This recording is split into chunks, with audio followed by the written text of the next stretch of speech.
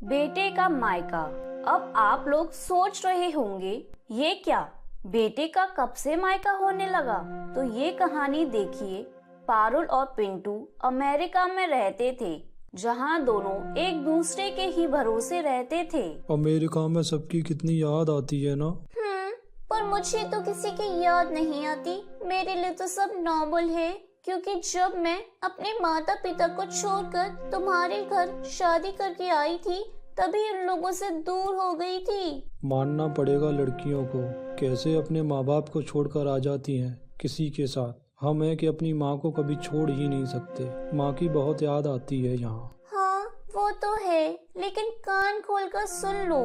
इस बार इंडिया जाएंगे तो दिल्ली नहीं, देहरादून जाएंगे, मेरे मम्मी पापा के पास। नहीं नहीं, मैं तो दिल्ली जाऊंगा, अपने माँ बाप के पास। मैं कब से नहीं मिला हूँ उन लोगों से। अच्छा, अभी तो बड़ी बड़ी डीके हाँक रहे थे, अब क्या हो गया? हवा निकल गई ना? नहीं छोड़ा जाता ना अपने माता पिता को। वैसे मेरी बहन को लड़के वाले देखने आ रहे हैं, माँ पापा चाहते हैं हम दोनों भी आएं। अरे तुम देख लो ना, मुझे कौन सा तुम्हारी बहन के पति के साथ पार्टनरशिप करनी है। वैसे भी यहाँ बड़ी मुश्किल से कुछ ही दिनों की छुट्टी मिली है। माँ के ऑपरेशन के बाद मैं मिला ही नहीं हूँ उनसे। अरे रोज तो बात करते हो फोन पर घंटों घंटों, फिर भी कान खोलकर सुन लो। देहरादून ही जाएंगे, नहीं तो मैं वापस नहीं आऊंगी। सड़ना यहाँ अकेले अमेरिका में। नोक झोंक हो गई। मियाँ बीबी अपने काम पर लग गए, लेकिन पिंटू का मन काम में कहाँ, रह रहकर माँ की याद सता रही थी। वहीं पारुल भी अपने घर जाने की तैयारी में थी। पारुल फोन पर अपनी बहन से कहती है, क्या लेकर आऊं तेरे लिए? सुन, मैं ना शॉपिंग करने जाऊंगी ना, तो तुझे फोन करूंगी। जो भी तुझे चाहिए बोल देना। मैं पिंटू को बोल चुकी हूँ कि इंडिया जाने से पहले मैं खूब शॉपिंग करूंगी, सबके लिए कुछ न कुछ गिफ्ट लेकर आऊंगी। दीदी, वो रुड़की वाली बुआ बोल रही थी उनके लिए परफ्यूम लेकर आना, वो पैसे दे देंगी। हाँ हाँ ले आऊंगी। और तुझे क्या चाहिए बता? दोनों बहनों की फोन पर लंबी गपशप चल रही थी।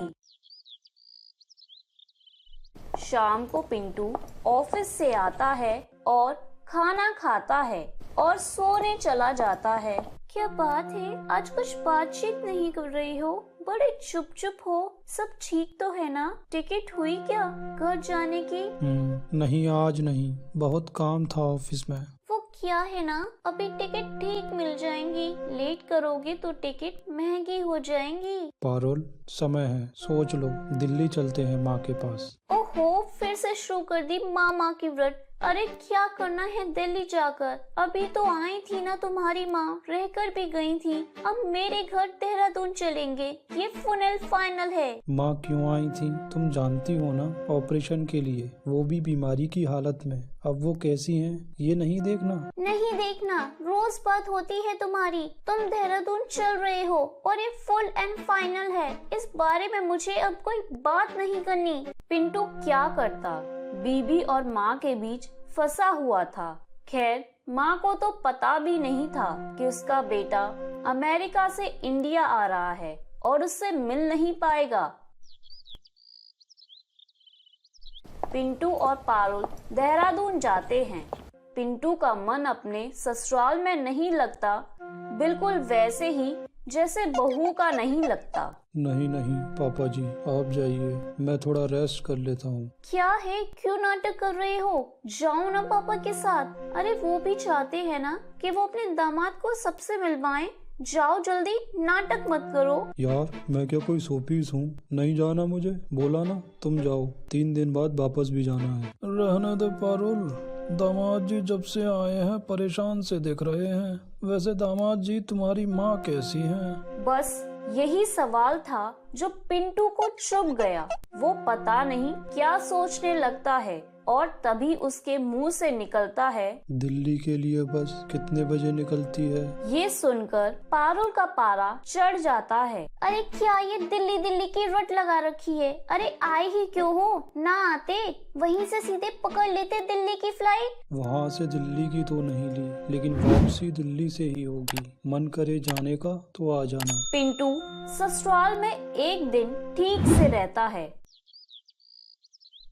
और अगले दिन सामान लेकर दिल्ली के लिए निकल रहा होता है कि अरे देखो पिंटू बेटा, ये ठीक बात नहीं है, अच्छे से यहीं रहो ना, क्या परेशानी है यहाँ? बस माँ की रट लगा रखी है। अरे शादी करने से पहले नहीं पता था कि 2 माँ बाप हो जाते हैं शादी के बाद। मैं अपनी माँ को देखना चाहता हूँ, पूरे 3 साल तक उनसे नहीं मिल पाऊंगा। मैं तो नहीं जाऊंगी तुम्हारे साथ दिल्ली, मैं तो यही रहूंगी। माँ पूछे तो मैं क्या कहूँ? बोल दीजिएगा दामाद जी, जैसे उन्हें बेटा प्यारा है वैसे ही हमें अपनी बेटी प्यारी है। और देखिए कल तक रुक जाइए, आपकी साली के लिए लड़का देखने आने वाले हैं। पूछेंगे कि बड़ा दामाद कहाँ है तो हम क्या कहेंगे? चला गया बेटी को छोड़कर। और मेरी माँ लोगों को क्या कहेगी? बेटा सालों बाद इंडिया आया और मिलकर नहीं गया, फिर क्या कहेगी? बीबी के मायके में साली के लिए लड़के देख रहा है। देखिए सालों बाद जैसे आप अपनी बेटी से मिल रहे हैं, वैसे ही मुझे भी अपनी माँ के पास जाना है। पारुल को पिंटू की बात सुनकर गुस्सा आ जाता है। वो पिंटू का सामान उसे पकड़ा देती है और एक काम करो, जाओ और अपनी माँ के पास ही जाओ। पूछे बहू कहाँ है तो बोल देना कि उसे मायके छोड़कर आया हूँ। जब देखो माँ करते रहते हो। अरे इतना ही था तो माँ को यहाँ आ जाना चाहिए था। वो तो अकेली रहती हैं, यहाँ साथ रह लेती, क्यों नहीं आती वो यहाँ? पिंटू मन में सोचता है कि जब पिछली बार आई थी तो तुमने उनकी कितनी बेइज्जती की थी। वैसे भी संसार का नियम है कि बेटियां मायके की नहीं ससुराल की होती हैं। आखिर पारुल की भाभी भी तो है। देखिए पारुल दीदी, आपको अपने पति के साथ जाना चाहिए। आपकी सास आप लोगों के साथ कुछ दिन तो रह लें, और यहाँ हम सब है ना। छोटी के लिए अभी तो रिश्ते वाले आएंगे, फाइनल थोड़ी ना है। एक बार फाइनल हो जाए तो आप सब देहरादून आ जाइएगा। जाने की फ्लाइट यहीं से करा लेना। क्यों पिंटू जी? बिल्कुल ठीक कह रही हैं भाभी, कम दिनों के लिए आए हैं, तुम्हारा मायका तो हो लिया, अब मेरे मायके चले हम। पिंटू का मायका? ये क्या बोल रहे हैं दामाद जी? सभी पिंटू को घूर रहे थे, जैसे पिंटू ने कुछ गलत बोल दिया हो। क्यों, क्या हो गया? अरे बेटा, तुम्हारा मायका कैसे हो सकता है? मायका तो हम औरतों का होता है, औरतों का मायका उनकी माँ से होता है। बेटियां माँ बाप से दूर चली जाती हैं और माँ का घर मायका बन जाता है। लड़कों का कहाँ मायका होता है? किसने कहा कि सिर्फ लड़कियां ही दूर जाती हैं? जो लड़के काम के लिए देश या शहर से बाहर चले जाते हैं, फिर उनकी शादी होती है, लड़की ससुराल में रहना ही नहीं चाहती तो वो अपने पति के साथ उसके घर में जाती है, जो उसका घर होता है।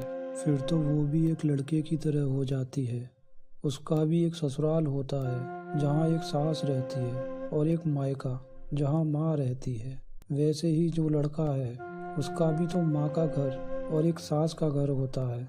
समझ में आ रहा है ना मैं क्या कहना चाह रहा हूँ? तो मैं जा रहा हूँ अब अपने मायके। बाकी पारुल की क्या सोच है मैं नहीं जानता। पारुल पति की बात सुन रही होती है। उसे याद आता है कि कैसे वो भी हर छोटी चीज में माँ को याद करता था कि मेरी माँ भी ऐसी ही दिखती है। माँ के हाथ का स्वाद हमेशा पिंटू बोला करता था। मैं भी साथ चलूंगी पिंटू, तुम्हारे साथ, तुम्हारे मायके। तो मेरे प्यारे दोस्तों, कैसी लगी आपको मेरी ये कहानी? मुझे कमेंट करके जरूर बताएं और इसे अपने दोस्तों के साथ शेयर करें। और हाँ दोस्तों, अगर आपने अब तक मेरे चैनल को सब्सक्राइब नहीं किया है तो जल्दी से नीचे वाला काला बटन दबाकर सब्सक्राइब कर लें। तो मिलती हूँ मैं आप सभी से फिर एक नई कहानी के साथ। तब तक के लिए आप अपना ध्यान रखें। बाय बाय दोस्तों।